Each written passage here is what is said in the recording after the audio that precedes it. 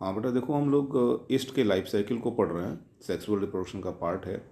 और ईस्ट की जितनी भी स्पीसीज़ हैं अप्रोक्स, उनमें 3 तरह का लाइफ साइकिल देखने को मिलता है। 3 अलग अलग स्पीसीज़ में कुल मिला के 3 तरह के लाइफ साइकिल देखने को मिलते हैं। यहाँ लिखा हुआ है 3 types of life cycle pattern have been recognised in yeast. Clear. और इसमें फर्स्ट जो लाइफ साइकिल पैटर्न है वो हैप्लोबायोटिक लाइफ साइकिल है। हैप्लोबायोटिक लाइफ साइकिल, इसकी हम रीडिंग करते जा रहे हैं और स्टेप बाई स्टेप आपको समझाते जा रहे हैं। This type of life cycle is found Saccharomyces octosporus. ठीक है बेटा, हैप्लोबायोटिक लाइफ साइकिल जो होता है वो ईस्ट के सैकेरोमाइसीज ऑक्टोस्पोरस स्पीसीज में होता है। और इस लाइफ साइकिल में जो हेप्लोफेज है, हेप्लोफेज मतलब हेप्लॉइड फेज, इस लाइफ साइकिल में हेप्लोफेज जो है वो बड़ा होता है इन कंपेयर टू डिप्लोफेज। ठीक है, इसका हेप लिखा हुआ है, it's haplophase very elaborated and the diplophase is very short. Clear. यानी डिप्लोफेज बहुत छोटा होता है और केवल अपने आप को जाइगोट के रूप में ही रिप्रेजेंट करता है। यानी इस लाइफ साइकिल में जो जाइगोट बनता है वो ही डिप्लोफेज को रिप्रेजेंट करता है। अदरवाइज पूरा का पूरा स्टेज जो होता है, लाइफ साइकिल के स्टेप्स होते हैं, वो सब के सब हैप्लॉइड स्टेज में होते हैं। सारी सेल्स हैप्लॉइड स्टेज में होती हैं। लिख रखा है confined to zygote cell only. Clear. The somatic cell are haploid and functions as potential gametangia. याद रखिएगा, यहाँ पे जो ईस्ट की कोशिका है, ईस्ट सिंगल सेल फंगस है और सेक्सुअल रिप्रोडक्शन हो रहा है। तो सीधे सीधे जो इसका सोमेटिक सेल है, सिंगल सेल का बना हुआ सोमेटिक सेल, वो सीधे गैमेटेंजिया की तरह बिहेव करने लगता है या गैमेटेंजिया की तरह, युग्मक धानी की तरह काम करने लगता है। हम लोग नीचे डायग्राम को देख करके स्टेप वाइज समझ सकते हैं। यहाँ नीचे दिया हुआ है एसेक्सुअल रिप्रोडक्शन जो बडिंग के थ्रू होता है, इसको समझ सकते हो। सोमेटिक सेल है, उससे इलोंगेट हो रही है सोमेटिक सेल, फिर meiosis cell division, mitosis cell division कर रही है, 2 डॉटर सेल बना रही है, वो एसेक्सुअल रिप्रोडक्शन है। उससे हम लोग को मतलब नहीं। इसके नीचे जो स्टेप दिया हुआ है वो सेक्सुअल रिप्रोडक्शन को रिप्रेजेंट कर रहा है। तो सोमेटिक सेल आपको दिखाई दे रहा है और 2 मेटिंग टाइप सोमेटिक सेल जब एक दूसरे के पास आती हैं तो उन दोनों ही सेल में एक दूसरे की ओर प्रोट्रूबरेंस निकलने शुरू हो जाते हैं, एक दूसरे की ओर। ठीक है, और एक दूसरे की ओर प्रोट्रूबरेंस मतलब आउटग्रोथ होने लगता है, चोंच की तरह होता है आउटग्रोथ। और ये दोनों के दोनों सेल गैमेटेंजिया की तरह बिहेव करते हैं, याद रखिएगा। और प्रोट्यूबरेंस जब निकल रहा है और दोनों एक दूसरे को टच करता है, दोनों के दोनों जो उभार हैं जब वो एक दूसरे को टच करते हैं तो उसी दौरान होता क्या है कि गैमेटेंजिया के अंदर का न्यूक्लियस जो होता है वो उसी ओर बढ़ जाता है जिधर प्रोट्यूबरेंस है।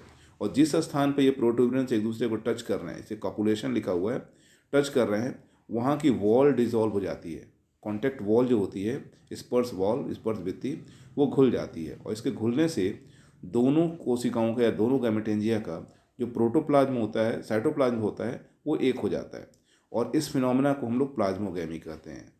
इन दोनों ट्यूब्स के प्रोट्यूबरेंस के आपस में मिलने पर जो एक ट्यूब फॉर्म होती है उसे कॉन्जुगेशन ट्यूब कहते हैं, जैसा कि डायग्राम में दिखाई दे रहा है। इसके आगे जैसे प्लाज्मोगैमी होता है, इसको हम लोग N+N से रिप्रेजेंट करते हैं। बेटा जब भी पढ़ोगे तो प्लाज्मोगैमी के बाद जो एक सिंगल सेल हो गई है उसमें 2 न्यूक्लियस हैं, वो डाइकैरियोटिक स्ट्रक्चर है, उसमें 2 न्यूक्लियस हैं। और जिसे हम लोग जब रिप्रेजेंट करते हैं तो इसे हम लोग डाइकैरियोटिक और N+N लिख देते हैं। लेकिन प्लाज्मोगैमी के ठीक बाद जो दोनों न्यूक्लियस हैं वो फ्यूज करते हैं, कैरियोगैमी करते हैं और डिप्लॉइड सेल बना लेते हैं, जिसे हम लोग जाइगोट कहते हैं। और ये अकेला जो जाइगोट है, क्लियर, ये डिप्लोफेज को रिप्रेजेंट कर रहा है। इसे 2x से रिप्रेजेंट किया जा रहा है। कैरियोगैमी होने के ठीक बाद तुरंत ही इसमें मियोसिस से स्टार्ट हो जाता है। और मियोसिस में एक बार मियोसिस सेल डिवीजन, जिसकी वजह से 4 न्यूक्लियस बन जाते हैं, और फिर से माइटोसिस सेल डिवीजन होता है जिससे 8 न्यूक्लियस बन जाते हैं। जैसे डिप्लॉइड सेल 2x लिखा हुआ है, इसमें डिवीजन स्टार्ट हो रहा है मियोसिस, 2 न्यूक्लियस बने, फिर 2 से 4 हैप्लॉइड न्यूक्लियस बने, और ये 4 हैप्लॉइड न्यूक्लियस फिर से डिवीजन करते हैं माइटोसिस और 4 से 8 हैप्लॉइड न्यूक्लियस बना लेते हैं। और जो 8 न्यूक्लियस बना हुआ है उसकी जो न्यूक्लियस हैं वो चारों ओर थोड़े थोड़े अमाउंट में साइटोप्लाज्म एकत्रित करके 8 एस्कोस्पोर बदल जाते हैं। बेटा ये 8 एस्कोस्पोर बना लेते हैं। और ये 8 एस्कोस्पोर जिस थैली के अंदर होते हैं उस थैली को हम लोग एस्कस कहते हैं, उस थैली को एस्कस कहा जाता है। और जैसे ही अनुकूल वातावरण आता है ये थैली फटती है, ये एस्कोस्पोर बाहर आते हैं और फिर डेवलप होकर के सोमेटिक सेल बना लेते हैं। ठीक है, सोमेटिक सेल का फॉर्मेशन कर लेते हैं। ये हम डायग्राम के हिसाब से को समझाए हैं। हम लोग चलते हैं रिटर्न थियरी लिखा हुआ उसको समझने की कोशिश करते हैं आगे। At the time of sexual reproduction two somatic cell meet in pair. याद रखिएगा, हमने बोला क्या, वही पेयरिंग कर रहा है। दो सोमेटिक सेल मीटिंग करती है, each sending a small protuberance. प्रत्येक सोमेटिक कोशिका से एक उभार निकलता है, प्रोट्यूबरेंस निकलता है, टुवर्ड्स द अदर, दूसरी कोशिका की ओर। यानी एक कोशिका अपना उभार दूसरी कोशिका की ओर उत्पन्न करती है। जैसे ही दोनों प्रोट्यूबरेंस एक दूसरे के कांटेक्ट में आते हैं, and the wall at the point of contact dissolve. याद रखिएगा, प्रोट्यूबरेंस के दोनों जो वॉल हैं जो कांटेक्ट कर रहे हैं वो घुल जाते हैं, dissolve, to form a common passage, जिससे एक रास्ता बन जाता है दोनों सेल के बीच में। वो रास्ता कॉमन होता है। इसी रास्ते को हम लोग क्या बोलते हैं बेटा, कॉन्जुगेशन ट्यूब बोलते हैं। Thereafter nuclei of both gametangia. इसके बाद दोनों ही गैमेटेंजिया के जो न्यूक्लियस हैं, न्यूक्लियाई हैं, move into the conjugation tube, वो कॉन्जुगेशन ट्यूब में आ जाते हैं। दे फ्यूज टुगेदर, वो आपस में जुड़ जाते हैं, and form diploid zygote nucleus, zygotic nucleus. वो जुड़ करके डिप्लॉयड जाइगोटिक न्यूक्लियस का निर्माण करते हैं। The zygote function as ascus. याद रखिएगा, अब ये जो डिप्लॉयड जाइगोट है वो एस्कस की तरह बिहेव करता है, एस्कस की तरह काम करता है। It undergoes meiosis immediately. यानी इस सेल में, जाइगोट के न्यूक्लियस में मियोसिस सेल डिवीजन की प्रक्रिया जल्दी ही स्टार्ट हो जाती है। After karyogamy clear, and thus 8 haploid nuclei are form. Meiosis के फलस्वरूप 4 नहीं 8 न्यूक्लियस बनते हैं, क्योंकि एक बार और इसमें से लास्ट में डिवीजन होता है। क्लियर, अब ये 8 जो न्यूक्लियस है, these nuclei organise themself into ascospore.